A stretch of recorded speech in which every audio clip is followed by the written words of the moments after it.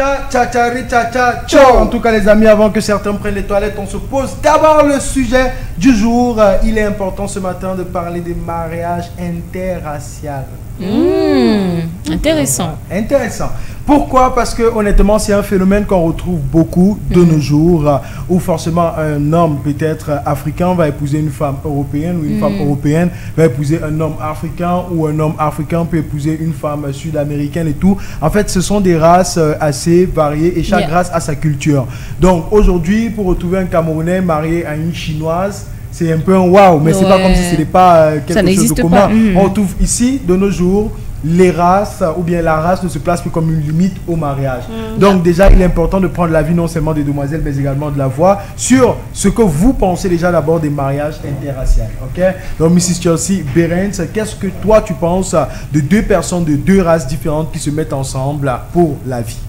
Moi, je pense que c'est une très bonne chose parce que les temps sont révolutionnés autant pour moi. Et c'est bien. Like, I'm Cameroonian, you are Mexican, and we get married, and we just have, like, il y a cette fusion, cette collision de culture. Et je pense que c'est un échange, c'est un partage.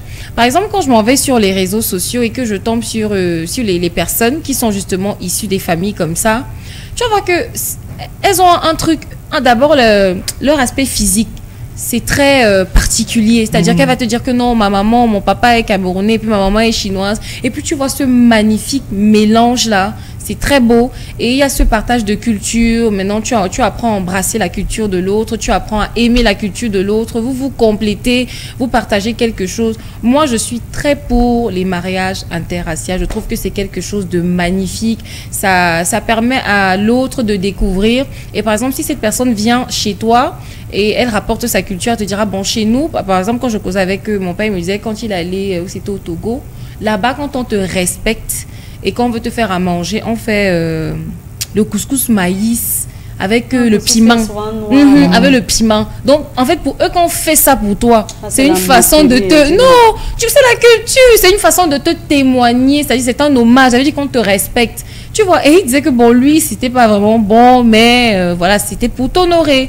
Moi, je suis pour la culture, je suis pour le partage de connaissances, je suis pour le partage de l'héritage. Et maintenant, les êtres qui sont issus de cela, tu prends ici, tu prends là, et demain, tu pourras transmettre. Et je pense que voilà, et l'intégration, when you go somewhere, so easy. Non, moi, je suis pour. 100%. Ça, c'est Mrs. Chelsea Berens et Mrs. Marie-Christelle. Est-ce qu'on prend aussi à 100% ces mariages interraces? Ne pas dire qu'on est à 100%, c'est comme si on interdit même aux êtres humains de s'aimer. Parce que vous êtes humain et que les cœurs se sont rencontrés naturellement, vous faites ce que vous avez à faire. Mais ça devient une sorte de découverte parce que forcément tu rentres dans le monde de l'autre et puis tu apprends à savoir comment ça fonctionne dans son monde, comment les choses se passent de son côté. Donc, quand vous êtes deux races qui vous mettez ensemble, forcément, il y a quelque chose, une connaissance que vous avez en plus. D'accord. Merci beaucoup, Mrs. Marie-Christelle. Donc, de ce que viennent de dire les demoiselles, on retient tout simplement qu'une fois que quelqu'un d'une race épouse quelqu'un d'une autre race, il y a un partage de culture. Mais maintenant, on connaît tous que en tant qu'hommes et femmes, il y a toujours une culture qui domine. Ça veut dire, chez nous par exemple ici, quand une femme part mal... Moi, j'ai même pas envie de dire une culture qui domine, j'ai envie de dire une culture qui réussit à s'imposer. Oui, bon, oui, quand on dit domine, on a l'impression qu'à la base, c'est on t'impose ça. Avec un Chinois, I must do like par this. exemple, je vais naturellement me comporter, alors que c'est le fonctionnement du couple. foyer. Bon, ça c'est plus quelque chose. C'est comme chez nous dans les tribus. Moi, par exemple, je vais me marier avec quelqu'un, je dis, disons, de la région du centre, mais c'est le bassa que je vais parler à mes enfants. Du coup, dans la maison, c'est le mbongo que je vais préparer, c'est le coq des bassa que je vais préparer. On aura l'impression qu'il y a une certaine domination, mais alors que comme monsieur n'a pas le temps, lui, pour s'asseoir... C'est ta culture qui domine. D'accord. Je tombe totalement d'accord, ok? Donc, dans ce contexte-là, vous voyez donc que voici un mariage où l'un vient avec sa culture et sa culture finit par dominer. Donc, si on part maintenant dans un contexte un peu plus large, parce que ici, toi, la Bassa et le Bami, on va dire que ce sont les Camerounais. Après tout, on va pas dire que non, le Bamileke, machin, non. Mais ce sont les Bantous. Mais ici, où une Camerounaise part épouser un Chinois, il y a une culture qui va disparaître, généralement, dans la majorité des cas. Donc, moi, ma grosse question ce matin, c'est comment est-ce que moi, l'homme, chinois, je réussis à préserver ma culture quand j'épouse Mrs. Ngobot, qui va revenir là avec son patois qu'elle va prendre à mes enfants chinois, la manière de se vêtir camerounaise qu'elle va prendre à mes enfants chinois. Donc moi, étant occupé, moi étant l'homme, c'est ce qu'on voit presque partout, comment est-ce que je fais pour préserver ces racines culturelles? Je vais prendre un exemple palpable qui est celui du cas de Ndedi, prince Ndedi et Yango. Ouais. Et sa femme, par exemple, qui est indienne. Sri-lankaise. Voilà. Ouais. Elle est sri-lankaise, hein. Je pensais qu'elle était indienne. Non, c'est sri-lankaise. Ok. Ouais. Quand on regarde le fonctionnement de ce couple, tu as l'impression d'avoir une sorte de parité entre les deux cultures. C'est-à-dire déjà que les teints de leurs enfants, tu ne peux pas vraiment savoir si ils sont noirs, s'ils sont... Parce que leurs teints sont un métissage bizarre. Là. Ouais. Et maintenant, dans leur style de se vêtir, tu vas te retrouver une fois, les filles et Yango portent des vêtements du Mungo. Et parfois, elles portent. Maintenant, quand il y a des trucs comme les mariages, on revient vers la famille paternelle. On célèbre le mariage de façon traditionnelle dans la famille paternelle. Et puis peut-être qu'on veut inviter les gens. On retrouve un peu la culture, c'est ce qu'il a, machin. Même à travers la nourriture. Tu vois, donc moi, j'ai plutôt l'impression qu'il n'y a pas une certaine culture. C'est un 50-50. Oui, un partage. Là, on ressent vraiment que les deux parents essayent de faire connaître à leurs enfants leurs origines différentes. C'est-à-dire qu'elles ne vont pas partir soit en Sri Lanka ou en Sri Landani. Je ne sais pas. À Sri Lanka. Sri Lanka, ouais. Elles sont dépaysées, elles sont comme si elles ne savent rien. Elles ont déjà certaines cultures, certaines bases de ce pays-là. Pareil lorsqu'elles viennent au Cameroun. Et maintenant, pour ces filles encore, c'est tout autre chose parce que maintenant elles ont grandi aux États-Unis, donc elles ont encore la culture américaine en elles. Et donc je trouve que c'est de ce côté-là, moi j'ai l'impression que s'il n'y a pas un parent qui se laisse aller complètement, les enfants peuvent bénéficier des deux cultures. Oui, je suis d'accord. Là je pense que la solution elle est assez directe. Ne pas se laisser aller, faire comprendre à l'autre que bon, j'ai ma culture, tu as ta culture, on essaie de mettre les enfants dans ce bain-là et ils doivent respecter les deux cultures.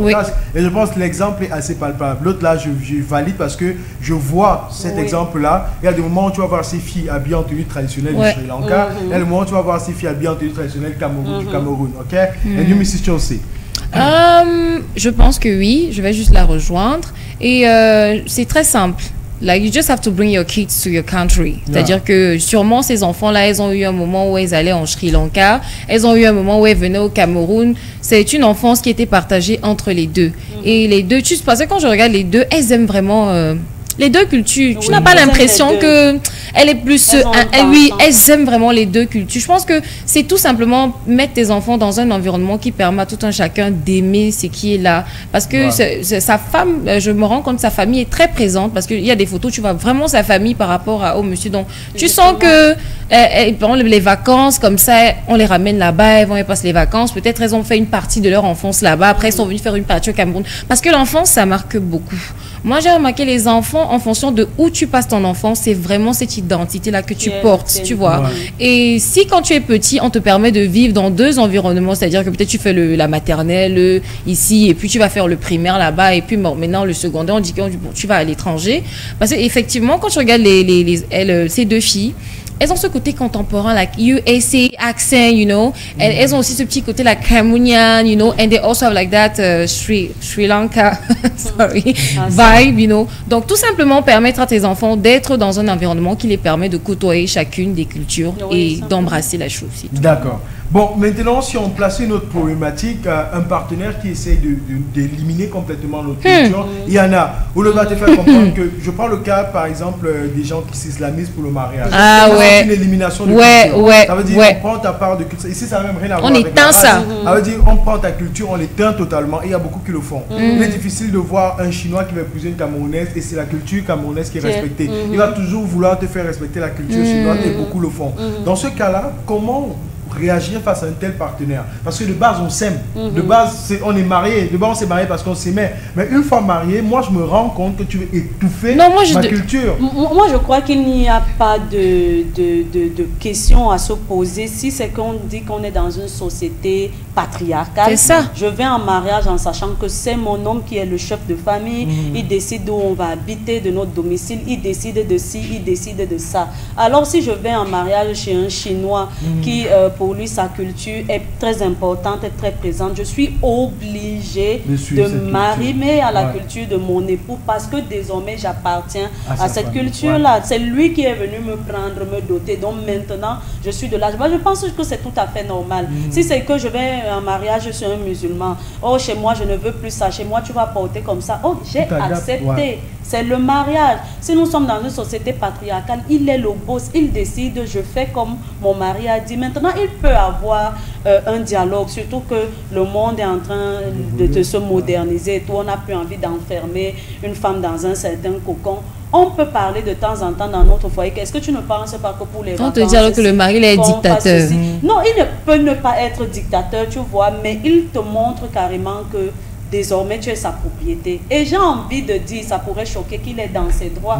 Parce que si une femme part en mariage quelque part, elle a l'obligation de se soumettre. Voilà, donc tu choques, tu donnes les faits. Oui, elle a l'obligation de se soumettre à la culture, à l'autorité même de son mari. De son mari. Donc, on ne va pas dire qu'il est dictateur parce qu'il te dit désormais, quand tu vas me servir, plie-toi d'abord en quatre parce que ma grand-mère a fait ça, mon arrière-grand-mère a fait ça. Et il ne faut pas que pendant que tu me sers devant mes parents, on te voit avec la tête de non, ça fait genre. Il faut que tu apprennes à faire comme eux ils faisaient chez eux. Parce que je suis sûre qu'avant le mariage, vous en avez parlé. Avant le mariage, ça ne t'a pas dépassé. Pourquoi dans le mariage, toi, tu veux lui apporter des règles qui ne sont pas siennes? J'avais par exemple une relation avec quelqu'un et puis on parle de mariage, le gars me dit, moi c'est polygamie. Je lui dis non, je ne peux pas. Il me dit, si je me marie en monogamie, je vais imiter qui chez nous?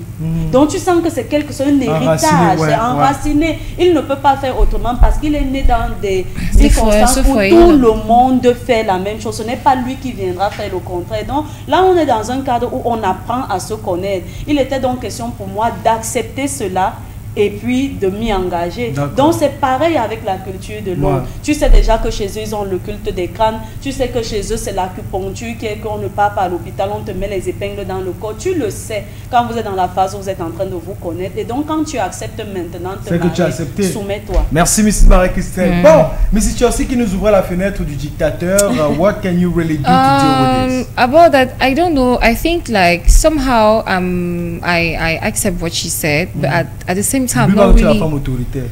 Nigga, you really gotta chill. Non, en fait, c'est pas que je veux ressortir de l'autre côté, c'est que j'épouse bien ton idéologie, tu vois. Mais il y a une partie en moi il y a un peu de la résistance. C'est-à-dire que moi, je suis quelqu'un de libre. Moi, j'entre un peu dans ce personnage, je me dis, mais chérie, un bébé, j'aime ma culture, c'est mon identité. Je suppose que c'est cette identité-là qui t'a permis de tomber amoureux de moi. Tu as aimé celle que je suis. Et quand on se marie, que tu veux que j'efface complètement where I'm coming from, je peux pas. I just cannot because that's who I am. I just feel like I'm not like a robot that you are going to program according like to you. I mean, I would like to embrace your culture, where you are coming from, but at the same time, I have my identity. Like that's me. That's where I'm coming from. That's what made you fall in love with me. So why now that we are married, you want me to completely disappear about who I am and trying to like rebuild myself and just be, you know, we can pretend when your family is here, you know, I can't do it because you know your family is here. But like, bro, when your family is not here, si je veux parler mon bassa, frère, il me même pour bassa on aura. Donc ne viens pas me faire. Donc je ne peux pas en fait. Pour moi, je ne peux pas. J'aurais l'impression de ne plus vivre, de ne plus. Maintenant pour les enfants, je suis d'accord qu'en tant que leur père, tu puisses vouloir choisir la direction que tes enfants vont suivre. Si tu veux qu'ils aient ta culture et tout, oui, là, je vais t'accompagner parce que ce sont nos enfants et je dois faire comprendre aux enfants que tu es le chef de la famille. Parce que si à chaque fois, quand tu veux que ça aille comme ça et moi, je vais comme ça, je montre déjà entre nos enfants que nous ne sommes pas un. Et ça, je condamne.